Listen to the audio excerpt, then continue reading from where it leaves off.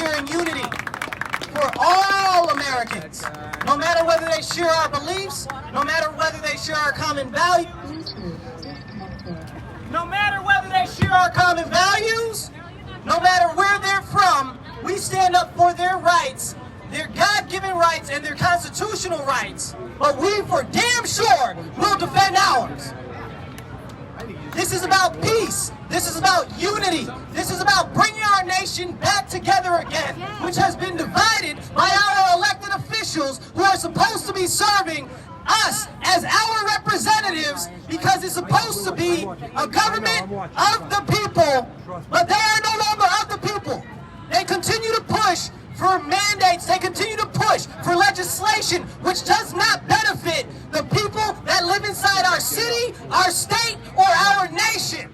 It is up to us as American citizens from all backgrounds, of all cultures, of all different religious beliefs, to unite together for our constitutional rights, to stand up, to speak up, to be heard by our elected officials. Because if we don't stand up now, we're going to lose everything to people like this who are paid by the elitists, who are paid by those in office to cause dissension and division in our nation. And with that, I'm going to bring up a proud New Yorker, a proud man who cares about his children, a man who cares about his nation, and most of all, a man who cares about each and every one of us, no matter where we come from. That would be Mr. Andrew Giuliani.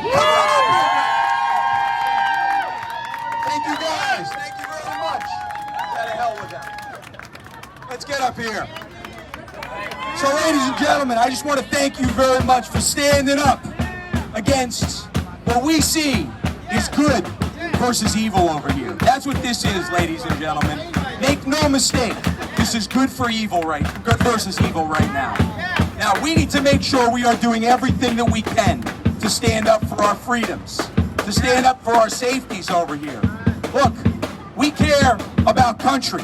They care about chaos, right? Let's protect our country. Let's protect that flag right there that we say. Let's protect our Canadian brothers to the north that are going out there and fighting for their freedoms as well.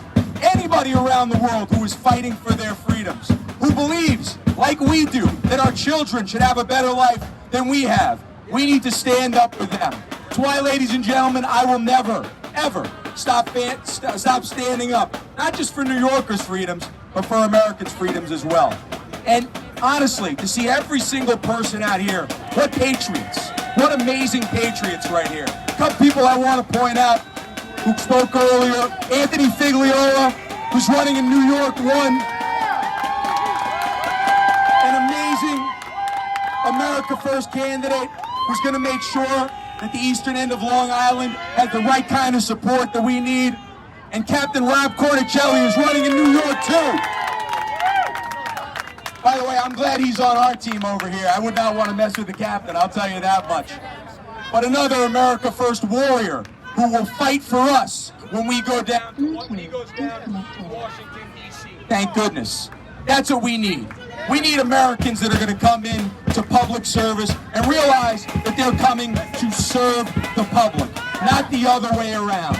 Now look, when we think about the issues that are important to us, when we think about our freedoms, we think about our health freedoms. All these COVID mandates, they need to end. They should have long past ended. This is not about politics anymore. This is about complicity. Well, no more complicity.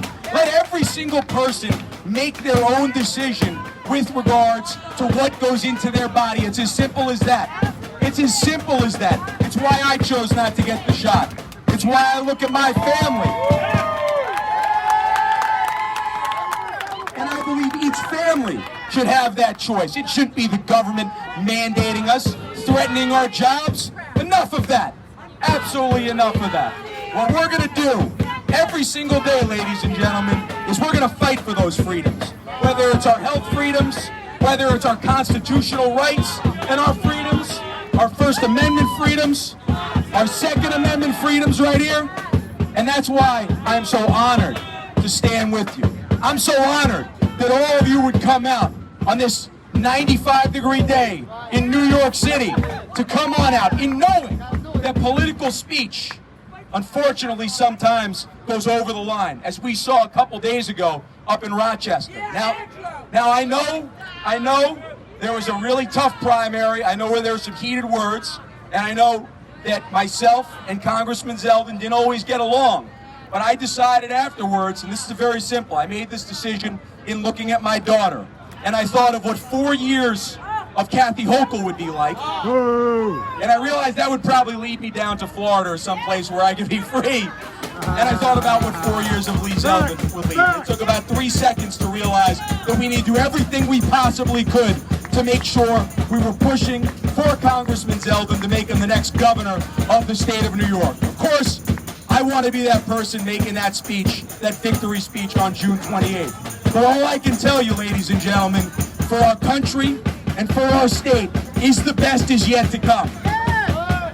There are more New Yorkers and there are more Americans right now that see the difference in what we're doing versus what they're doing. And that's why I started off by saying this is truly a biblical battle of good versus evil here. And that's why you're seeing more people, regardless of what their past political persuasions are, that are seeing what's on the line. Not just on the line in this coming election, but over the next couple years, next decade. That's why we need to continue to fight, no matter what, for our freedoms, for our Constitution, for our First Amendment right to speak, for our Second Amendment rights to bear arms, to make sure we are protecting that sacred U.S. Constitution document, not as interpreted, but as written. That is so important, ladies and gentlemen. That is why I will never stop standing up with each and every one of you. That's why I'm so proud that I have people that would come out here and lay themselves on the line, like you guys. I'm so humbled, I don't even know what to say, except thank you. Except thank you. And I love you too. And I love you too. But I promise you this, we're going to keep on fighting for our freedoms. We're going to keep on fighting for our Constitution. We're going to keep on fighting for our kids. And we're going to keep on fighting for our country. Every single day, ladies and gentlemen. God bless you. God bless you, my family. God bless your family. God bless our state. God bless our Constitution. And God bless the United States of America. Thank you very much.